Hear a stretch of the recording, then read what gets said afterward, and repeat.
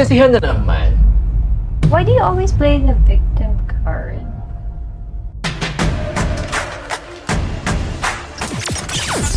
This is Modern Tribe.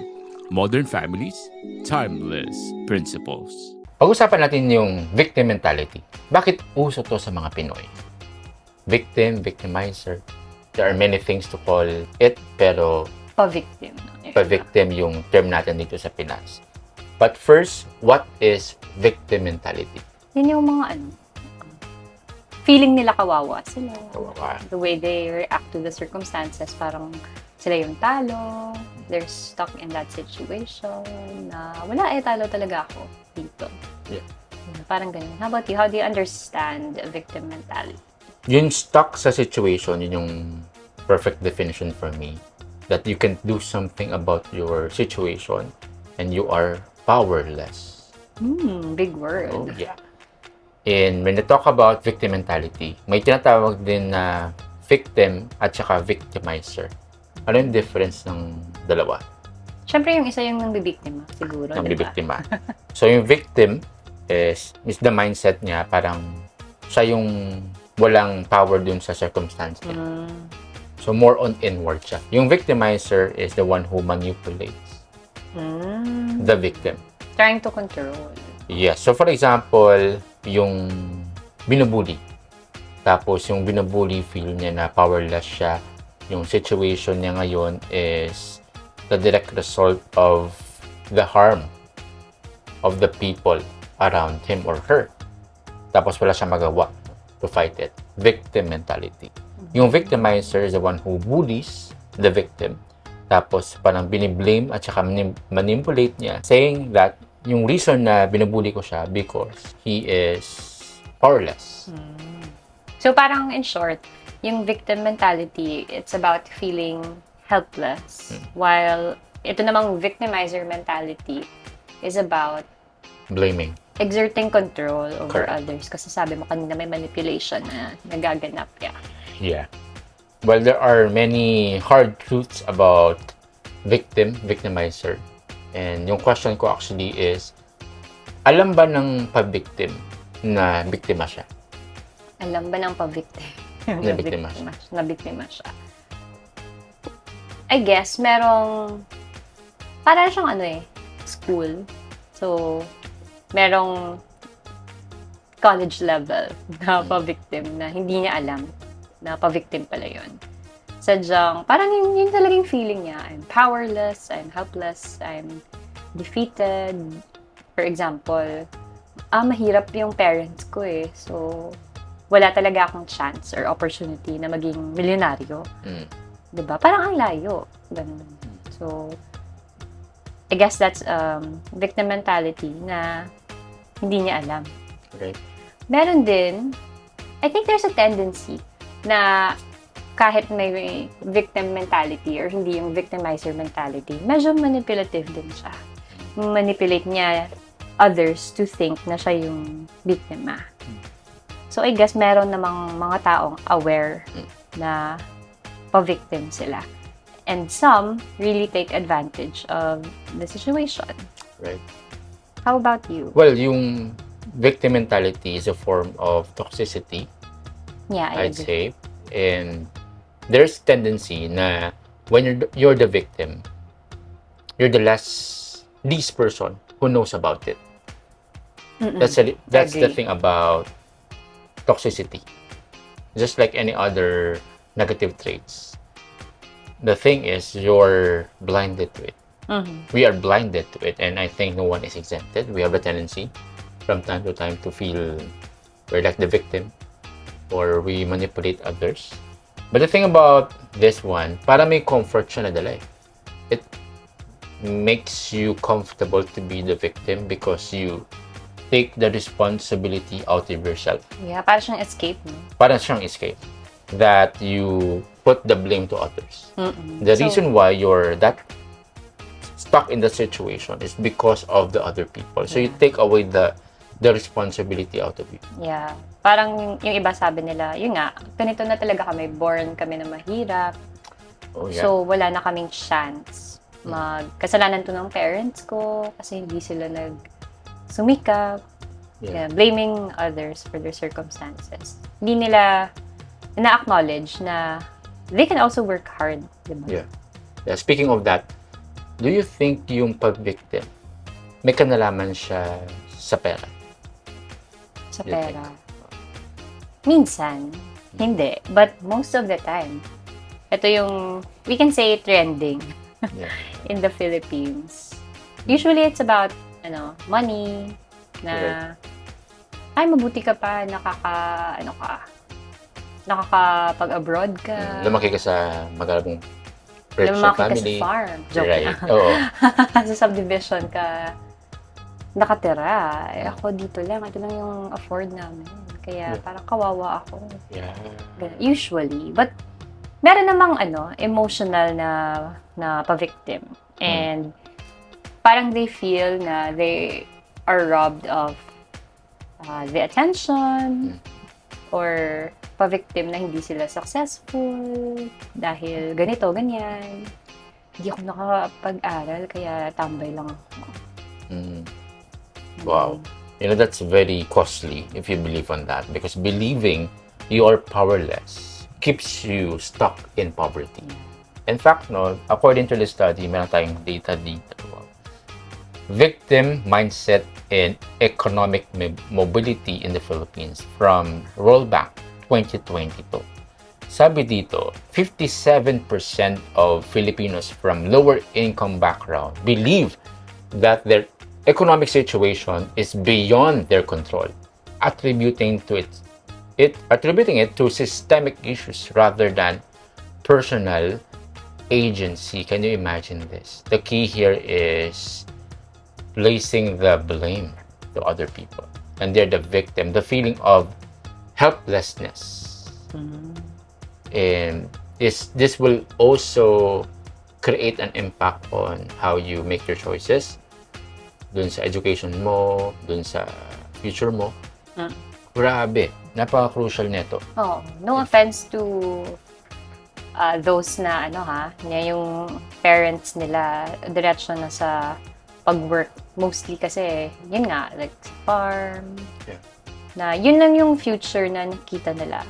So, they settle for that. Na, yan din ang magiging kapalaran ko because yan lang yung kaya namin. Right. They don't dream big enough. Not saying na very low yung ganong situation. But if you can afford for your life to be a little better for the generation after you, there's always a hope or a chance. So, wag magpa-victim. Nalala ko when I was in my elementary days, yung mga kapitbahay namin, every time may celebration, may Christmas party, grabe yung mga gifts. And then there were moments or episodes in my childhood na parang, you wish out of the blue na grabe, I'm stuck in this situation. How I wish na pinanganak ako sa ibang pamilya because of that kind of mentality, na stuck ako sa poverty mentality. Meron ka ganung din episodes when you were younger? Siguro yung mga pag hindi ko kayang bilhin yung mga gusto kong bilhin. Na yun yung feeling ko, ano ba to? Bakit ganito yung situation na bakit hindi ko mabili yung mga gusto kong bilhin, tapos yung iba afford nila. How much more kaya ngayon, no? Yung mga bata, grabe. Yung allowance nila sa isang araw, parang feeling ko mga 3 to 5 days na allowance ko na yun before. Ano kaya ang tumatakbo sa utak ng mga can't afford? Wow. I think meron talaga silang victim mentality. That's why we appreciate and are impressed with those people na from rags to riches. That's why may idol, diba? When it comes to this, si Manny Pacquiao. From rags to riches. He came from a financially challenged family, but because of his work ethic and his dream, he was able to find his way up. Pure grit and I'd say grace of the Lord din. Kasi believes on Yeah. the favor of the Lord. Amen to that. Sakto sa previous episode natin about Carlos Yulo. Yeah. Oh, yeah. Yeah. Pero when it comes to your peers or people you see in social media, parang may feeling ka na, alam mo yung feeling na mas successful sila. May mga ganong episodes ka. Yes. Actually, comparison on social media, there's a thin line between admiring them and starting to envy them na pala. Wow. Right? So, let's be careful. But, meron akong ganong episodes, especially if I'm being attacked, ng tendency, especially ng mga babae siguro na, is to compare. Na, grabe naman siya. How I wish I have everything na meron siya. Luxury bags, nakaka-travel siya kahit saan. So, I ask myself, bakit kaya hindi ako ganyan? Or kailan pa kaya ako ganyan? So, sabi nga nila, comparison is the thief of joy. Right. Totoo yan. Yeah. So, yeah, there are times na papasok sa isip mo, no, na sana ganyan din ako. Sana ganito din. So, when you catch yourself na you're stuck in your situation, maganda yun. No. Marami kasi hindi nila nakakatch yung self nila. So, nagdudwell sila dun sa feeling na nanliliit sila, kawawa sila. Yeah. But when you catch yourself, always go back to the truth. That's right. Kung ano talaga yung nagmamatter sa life. And we all have our own, pacing, our own timeline. So, no need to compare yourself. And yun nga, you shouldn't take out.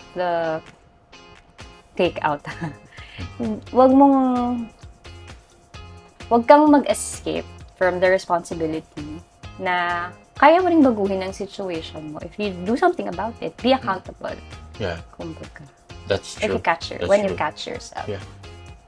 And that's true. When you are exposed to the limelight in social media, because what you see is just the tip of the iceberg lang. Oo. Yung mga highlights. Yeah. So, that admiration that you see, if you're not careful, may lead to envy. Best foot forward usually sa social media. Oh, yeah. And sometimes, when we are not careful with what we see, that's dangerous. Kasi it may live a life.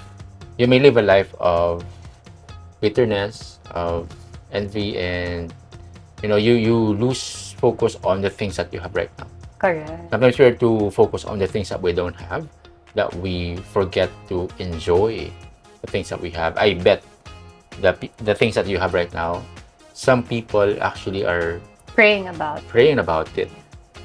That's the thing now the tragedy of social media, one of the tragedies. Let's say we just post the good things. Of course. Not the reality of Who what's would want behind. to be that vulnerable to the world and share their struggles, Wow. or their... Unless, yung mga influencers na entrepreneurs. That's why I actually asked myself if kamusta yung younger generation. I feel na you're also a victim of this. Exactly. Especially nga social media is Yung mga digital natives. everywhere. Yung time natin kasi, yung early 90s. Early 90s talaga, ng mga 90s. 90s, okay. Less yung exposure natin sa Yes. social media. Yeah. So we're exposed to real offline friends. And although we don't see we're not that exposed to what's happening outside sa neighborhood natin or sa friends natin, classmates natin.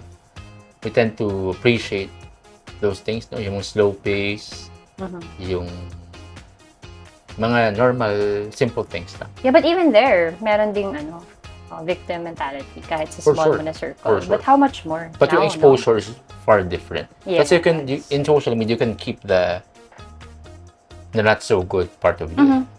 You can manufacture, you can put filters on it. Yeah, kaya nga, how much more sa Right. social media? Yes. So that's why I wonder, how's the younger generation coping with this? And we know from data that the younger generation, although they are connected they're the most disconnected. Yeah. That's why there's also an increase in the Depression. number of cases Correct. ng depression. That's so ironic, given the convenience in the technology that we have right now. And it's called social media Oh, yeah.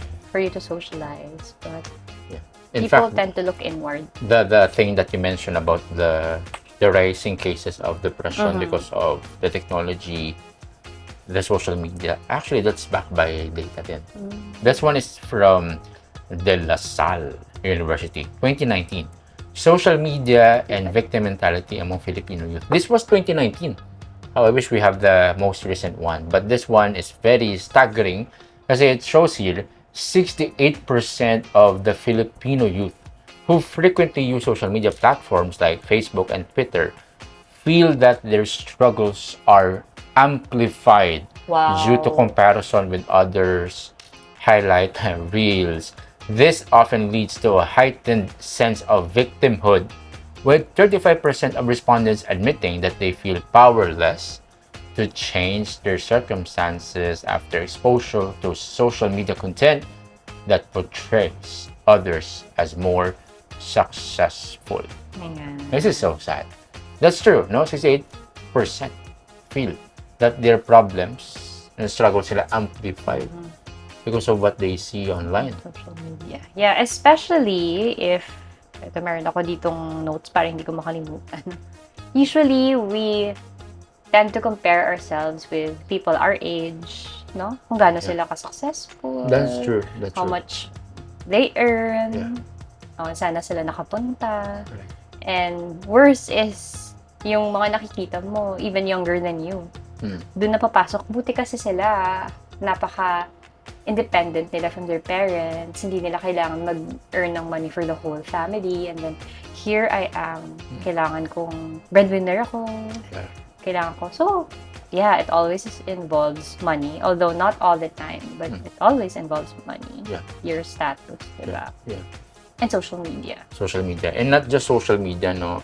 Actually, yung films natin at saka yung mga pelikula natin dito sa Pinas, usually napuportray na bida is yung in poverty. Diba? Tapos yung kontrabida is yung mayaman. But you're always the bida in your story, in your life. Right. But it breeds the mentality that when you are rich, you're bad, and when you're poor, you're good. Pag-uusapan natin yan, ma'am. Wow, yeah. But Can't before wait, that, Well, the thing about the social media thing, I'm not saying we totally get rid of social media because there are pros to it. of course, I there's myself- so many benefits. I'm using it for my work and then for my interactions then with my friends. But I do believe social media should be a platform for your mission. You place there the things that matter to you, whether that be your business or maybe your community or your NGO, your non-profit. The goal is to reach more people as much as possible, as fast as possible. If you want to connect with friends, I think Facebook, Instagram, TikTok are not the place for you. You have to meet them offline. Yeah, but meron naman nagsasabi, they are just celebrating. So if you are jealous, then you need to do a heart check because it's your problem. Ano naman Oh, yeah. masasabi mo Yeah. doon? Yeah. The thing is, yung social media amplify what's already there. Same thing with money.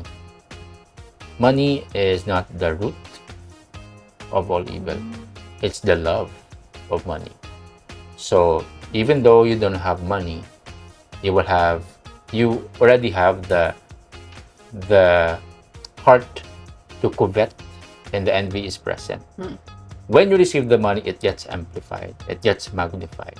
What's already in there. So that's the thing about social media. I'd say. I Nafe-feed agree. siya. Well, when it comes to social media, that's a thing that we have to be careful for. Especially dun sa mga younger generation, I believe na may restriction din when it comes to that. We will be future parents, and we want to enforce na they can't have social media until 18. Do you believe in that? No, Why? I don't. I think okay na yung high school. High school. Yes.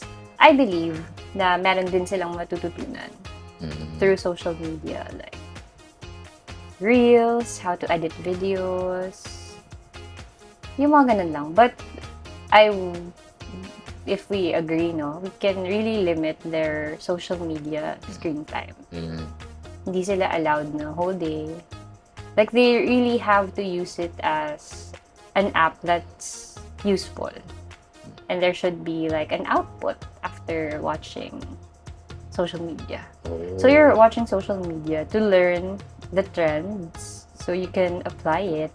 Mm. Kasi if we want our kids to be entrepreneurs, they should know what's trending, I believe. They should know the need and reflect into social media. I think we have to discuss more about it. Yeah. Nagtanong ka eh. Yeah, right. Well, 18 is before too old before for me. we expose them to the platform, we have to equip them. Because the reality is, whether we like it or not, they'll be exposed to it. So we don't want to be enforcing na no all the time. We have to be parents first. And then along the way, we give them the values, the principles, and we can be friends to them later on. Yeah, we can apply the I do, we do, you do. Right. So we should model how we consume social media. Yeah. And then we do, yun yung pagtsatsagaan with the kids. Teach them how to consume it. Right, yeah. Empowering them to be And then the you do, possibly 18 pa din yun. 100%. Right, yeah. Well, enough with social media. But I want to... From the future, let's go back. Mag-throwback tayo. Correct, yeah. Let's dig into the past. Do you think yung history natin sa Pinas has contributed to the victim mentality that we are used to? Possibly. I'm not sure if merong studies. I'd say, we feel inferior to many, let's say, races. Oh, yeah. Because, we've been colonized like multiple times. Right. So there's a feeling na, they are greater, pwedeng more powerful than we are. So, nanliliit tayo. Grabe, no? Even we have been conquered many years na. The sting of colonial mentality, we are inferior, they are superior, are still being felt now. No, tama ka. When we, up until now, if I see other nationalities, especially kapag mataas sa akin, mas maputi, matangos yung ilong, maganda yung accent, di ba? It creates an immediate distance between you and the other person. Napapasana all ka, no? Sana ganyan din yung balat ko. Sana ganyan din yung nose ko. Yes. Parang may gano'n na distinction agad-agad. Meron akong, for example, sa gym, merong mga equipment na yung, yung sukat niya para sa mga mas matangkad sa akin. Oh. So, mabuti na lang. Wala akong victim mentality sa gano'n. I find, ways sa mga nakikita ko. Kasi marami din namang mga women na my height na gumagamit ng ganung equipment, but they put something. Yeah. They try to make it work for them. So, yun yung maganda dun. If you're not stuck sa, sana mas matangkad ako para magamit ko tong machine na to. Wow. So, wala kang magagawa pag ganun. You have to find ways. Or find an alternative exercise. Right. Because you said that, I want to appreciate Carlos Yulo because he knows his strengths at saka weakness. It was an advantage naman for Correct, Carlos. yeah. So, for Carlos to maximize his strength, tumbling at saka yung leg power niya. Kasi yung sa Tumbling gymnastics, hindi kinakailangan ng height eh. So, It's not the main imagine thing. if he spent all his energy dun sa basketball. Or maybe swimming that needs broader shoulders at saka lengthier na upper body And lower. and lower. Imagine. So, also, I think to escape the victim mentality, you have to know your strengths at saka weakness. If you know your weakness, maybe you may want to balance that, but put your focus at saka energy on the things that gives you more profit at saka return. Yeah. And yung na-mention natin kanina, contentment and gratitude. Yeah. Also pala si Manny Pacquiao, yung first love niya is basketball. Did you know that? Talaga? Yeah. Idol mo nga siya. Hindi That's ko alam. why first love is basketball. Meron siyang liga ngayon. So at least, he's spending billions because of that love for basketball. So imagine if nag-follow si Manny Pacquiao dun sa passion na sa basketball. I don't think he would be in a international level. But because he uses strength. Hindi Hindi siya nagpa-victim. Hindi siya nagpa-victim. Hindi siya na-focus doon sa situation nila sa family. Hindi nga siya player, pero siya yung nagpapaliga. Grabe. So I think we can draw a lesson from Manny Pacquiao at saka Carlos Yulo. But when it comes to our history in the Philippines, this one is very interesting. The impact of colonial mentality on victim mindset. Ateneo de Manila yung study natin, 2022. 53% of the respondents with a strong sense of colonial mentality felt that they were perpetual victims of historical injustices, which hinder their ability to take proactive steps in their personal and professional lives. This mentality was linked to lower levels of self-efficacy and higher rates of mental health issues, such as anxiety and depression. And this is very true. Clinging to the past can steal your potential today. Kasi doon ka na lang nagdudwell eh. Oh, yeah. Meron akong, kilala na, Kilala ko ba to? hindi ko alam. Kilala na-stuck siya sa situation niya ngayon sa life niya. Rinig ko, everyday daw siya umiinom. Parang Tapos, kilala ko yan. Nalaman pala ng partner niya na dinadala niya pala may hugot pala siya sa childhood niya. Parang may nangyari na feeling niya, napabayaan siya ng parent niya. Right. So, because of that feeling, nung bata pa siya, siguro mga early elementary years niya, mayroong isang instance na napabayaan siya ng parent niya. Talagang hawak-hawak niya yun hanggang ngayon. Parang siguro, feeling ko tandang-tanda niya. Kahit ilang years na nangyari. Oo. At siguro nagiging crystal clear pa kapag umiinom siya. No? Oh, Nagsa-throwback siguro. parang historian pala siya every time. Siguro nag-flashback. So, yun pala yung siguro one lang of the reasons why he feels miserable. Kasi, nandun pa rin hawak-hawak niya pa rin yung memory na yun. Wow. Na maybe he really felt bad. Yeah. Let's acknowledge din naman yun, diba? Masakit yun. Yeah. But, actually, yung parent niya, bumawi naman Yeah. Maraming pinag-aral siya, ganun. Hindi, parang tama yung sinabi mo kanina, hindi mo na nakikita the things that you have now. Nakakalimutan na nating maging grateful because we hold on to that one painful moment na actually kung tutuusin, na nakabawi naman yung parent. So, siguro hindi alam ng taong yun na meron siyang victim mentality. So, hindi siya makausad. So, dahil nagkikling siya dun sa painful na memory na yun, hindi siya maka-move on. So, hindi siya di ba? It's unnecessary to drink naman every day because may dinadala kang ganun. Kung wala siya sigurong hinanakit na ganun. I don't think iinom siya gabi-gabi. I think marami pa siyang mas magandang magagawa sa life niya. Imagine the potential of this person is being robbed from him because he's a prisoner of his past.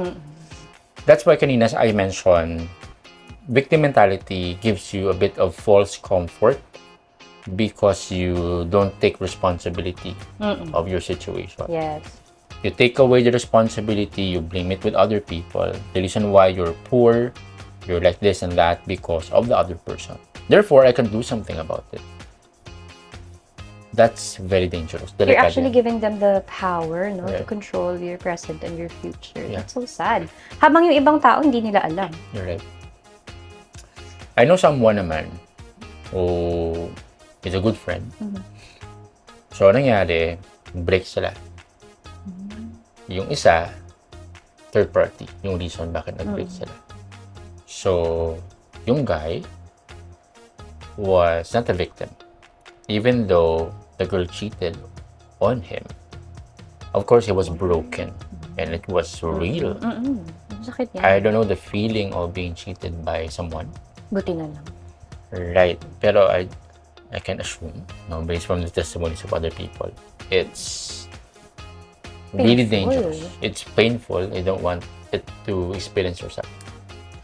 So yung guy na to, move on. And he took the responsibility of his life. So he was able to rise talaga from ashes. From being depressed for a season man lang. Siyempre, masakit yan eh. I need to heal. But he was able to use his pain for purpose. And right now he's having a wonderful time with his life and having a good business. Yung girl naman was stuck dun sa past niya. The thing that she is doing right now is more on blaming it to the guy. Hindi siya makamove on. Hindi siya from makamove on. Their past. So stuck siya. Up until now, I can see a good situation sa buhay niya. I don't know what's happening, pero based on what I see in social media, parang hindi maganda. So, not good. So, victor mentality. Yung isa is victim, yung isa is a victor because he used his pain for his improvement in life. Right? Yeah, I think, balik tayo sa pabalik-balik tayo. Sa Olympics. Oo nga, no, if na-stuck tayo syempre kalaban natin yung mga countries na nag-colonize sa atin. Right. It's one thing to feel inferior, pero yung victim mentality is worse. Oh, yeah. Diba? Grabe siguro yung intimidation, kapag may victim mentality ka, no? Kapag, let's say, hindi ka nakasali sa medalist, iba-blame mo yun doon. Yeah. Kasi syempre, mas malakas sila. Right. Yung, yung features nila, mas may advantage sila. Ganun. Interesting. And that's why, dun sa idea na born poor, not your fault. Pero die poor, your fault. Do you agree with that? Yes. Agree 100%. Para siyang health, no? Na kapag pinanganak ka sa hindi healthy na pamilya, hindi mo kasalanan yun. Diba?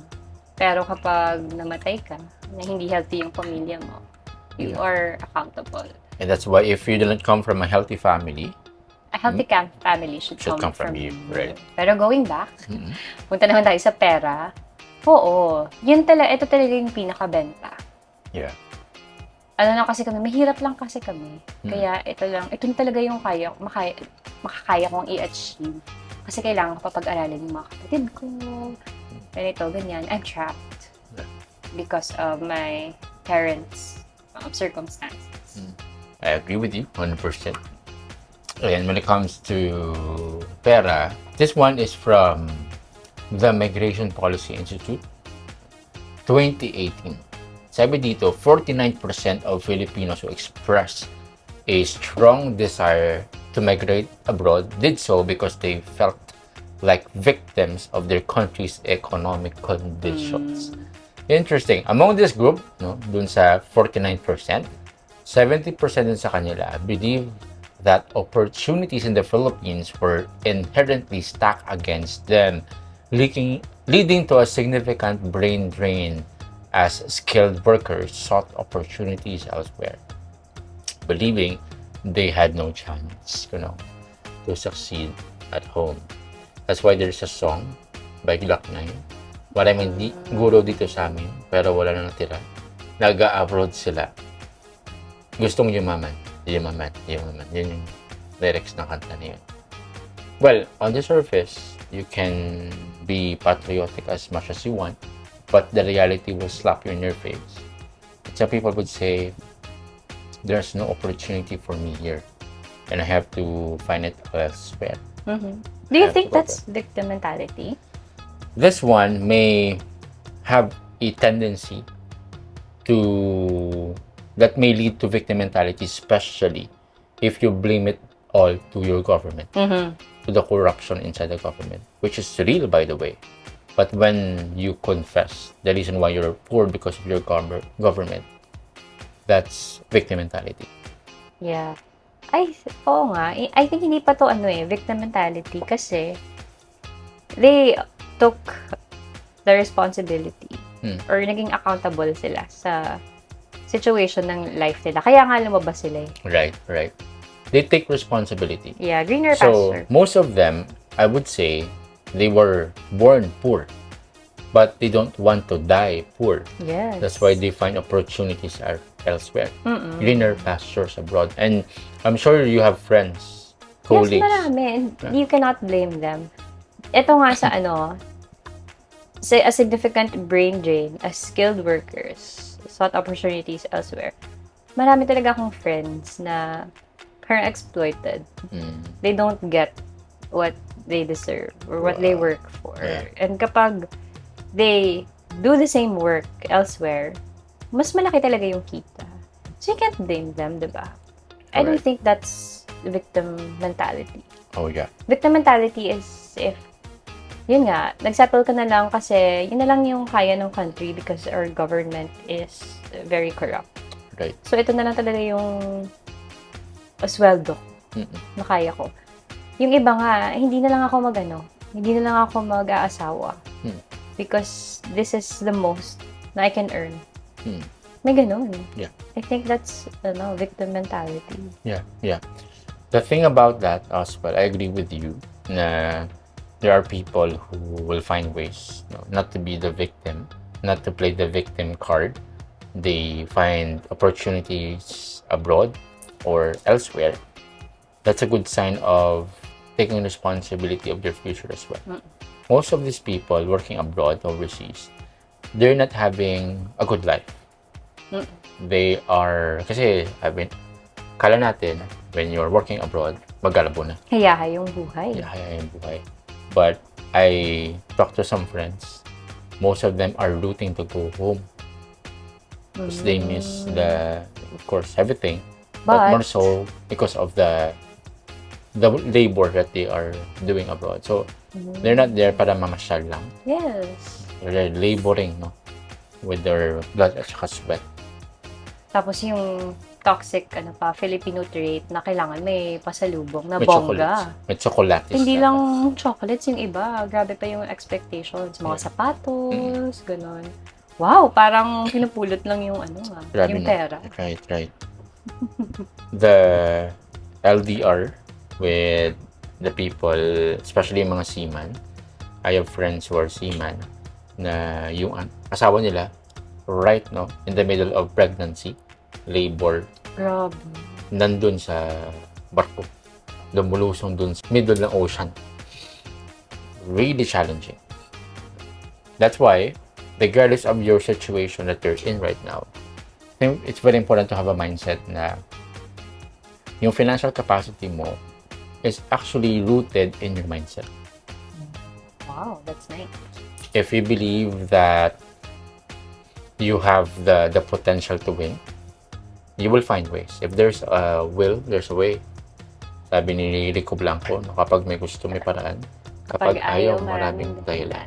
That's victim mentality din. Right? Wow. You nailed it. Right, yeah.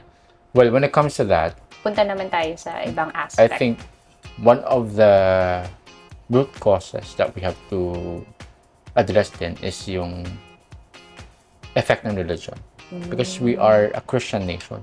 In a way, colonialism has something to do with it. Yeah, because the Spaniards brought Introduced. Catholic, right? Yeah, Catholicism here. Majority of the Filipinos are Catholics. And in Southeast Asia, I think we are the only Christian nation. The only Christian. The only Christian nation. And do you think, Not Christian, the only Catholic country siguro. you have to be specific, you're right, yeah. When it comes to that, do you think yung mindset natin sa victim mentality has its roots from our religion? In a way, siguro. Oo, may influence. Yeah. Yung religion. Meron akong alam na ibang religion, kahit nga actually hindi nga Catholics na if rich ka, ano ba, hindi ganun kataas yung chance mo to go to To heaven. heaven. Wow. That's sad. Although, they also need rich people sa church nila, diba? But especially, you don't go to the church regularly and then you're rich, usually parang siya, opposite poles siya. It's either you have a church and you go to the church or you're rich. Grabe. Yeah. I think yung sinabi mo kanina na the love of money is the root of evil. Right. Actually, money is the root of evil, yung pinaniniwalaan nila. Kaya nga, pag rich ka, evil ka, na-associate nila. But it's actually the love of money. Right. There are rich people who are kind and not evil. Alright. Diba? But, yeah, the influence of their beliefs, no? Right. From their religion, nakaka-apekto siya. You're not allowed to be rich kasi kasalanan yun. Right. You're supposed to be poor. Yeah. Anong mas Well, masasabi mo dito? I Kasi agree parang with that. mas may experience Kasi dun ka. sa mentality ng rich at saka poor, I'm starting to believe, no, of course not all the time, that those who are rich are the ones who have good values. Because for you to be in that financial state, you have to grind all the way. And for you to grind, it requires a lot of values at saka patience at saka labor. These habits will sharpen and will really mold in your character. So that's why your finances are actually a direct result of your values then. Of course, not all the time, because there are inherited wealth then. And I think the wealth that you inherited from your parents are the easy ones, are not sustainable. And that's why yung wealth, you can easily pass it on. But the values are actually more enduring. So I think parents should focus more on that. The value. Kasi if they have the values, money will follow after them. Well, when it comes to religion, I think very important to make distinction between religion at saka relationship. Religion is man-made, and relationship with the Lord is an entirely different thing. When it comes to religion, because that's our topic here, yung question natin, yes, that's connected with our mentality to be victim, because most religion would portray na kapag may pera ka, you're evil. Say you are worshiping the God of Mammon. May mga ganung teachings, which is dangerous. Also, very crucial din and very dangerous yung mindset na the reason why you are poor because of how you live your life in the past. May mga ganung religion din. Oy, grabe. Right. Yung karma is also thinking in some circles na the reason why you are suffering financially, may ganong bad luck because of the mistake you did 20 years ago. Karma. Very dangerous. Kasi if you believe God is against you, what can you do about it? Kasi the divine authority himself is against you. What can you do about it? That's very dangerous. And in fact, now we have this study related to that. No? Religion at saka yung success mindset ng Pinoy. Influence of religious beliefs on victim mindset. Asia Pacific Journal of Social Work and Development. Yung source natin. 2020. So, in 2020, the Asia Pacific Journal of Social Work and Development published a study showing that 40% of deeply religious Filipinos believe that suffering and hardship are part of a divine plan, which can reinforce a victim mindset. These individuals were 2.7 times more likely to accept unfavorable circumstances as their fate. Parang Wow. kawawa naman. Reducing their motivation to seek solutions or improvements in In their their lives. So imagine, lives. if it's divine plan, There's that belief na si Lord yung nabigay sa akin ng kahirapan. yeah, it's God's will that I'm poor. Therefore, I can't fight His will. I will remain poor. Victim mindset. Victim mindset. I think there's a place in which you have to be contented in whatever you have. Sabi ni Paul, I learned how to be abased and how to abound. So in whatever situation that he's in, he is grateful. But I think there's a thin line between stopping yourself from being a channel of blessing and the thin line between just being the receiving end of that blessing. It's more blessed to give than to receive. It's very challenging to be a blessing to others if you are in debt. Right? If you are the tail and not the head. Mabuti na lang ngayon kasi merong a rise in the number of Christian entrepreneurs.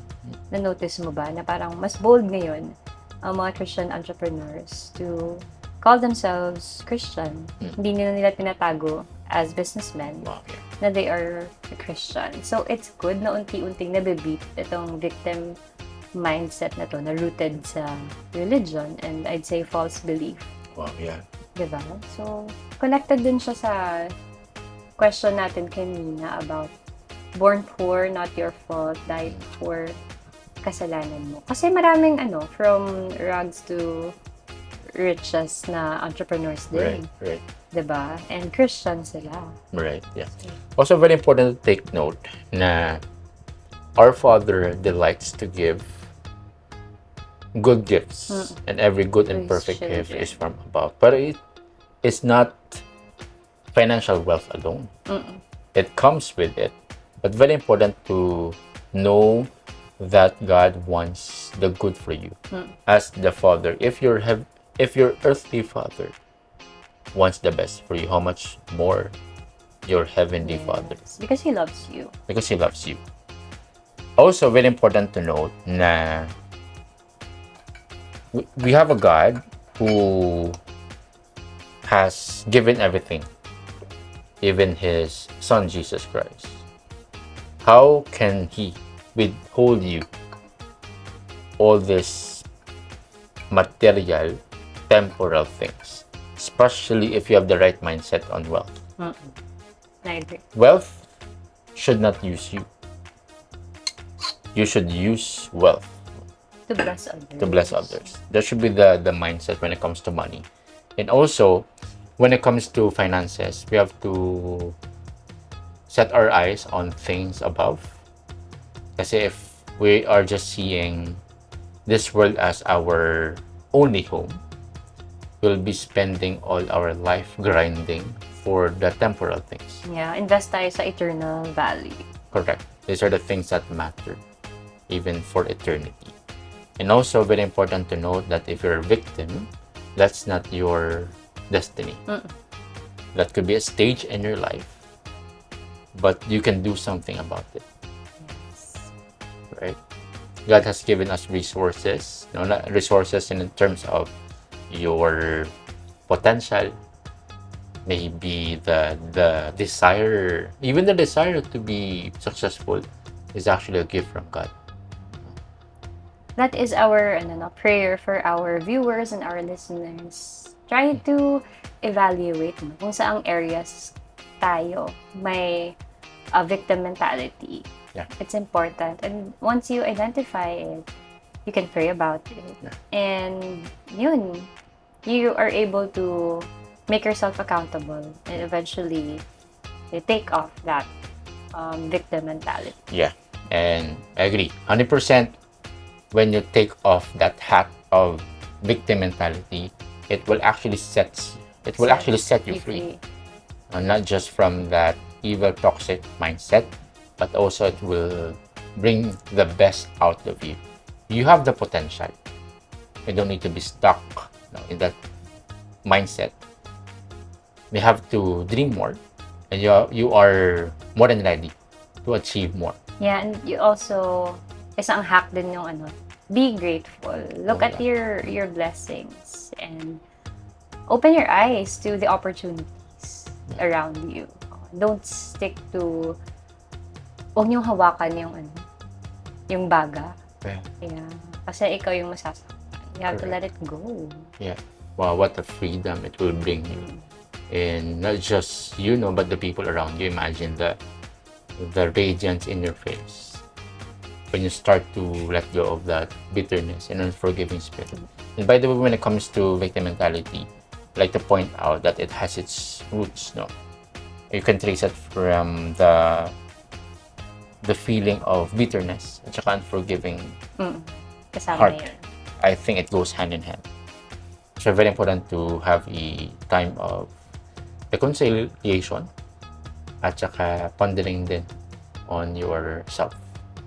Well, this is a very interesting topic, victim mentality, and I'd like you to connect with us sa page natin, Modern Tribe. Our hope is to empower you to be modern families, meaning to say you will live life to the full and be a blessing to your family. So this is Modern Tribe, helping modern families Embrace timeless values.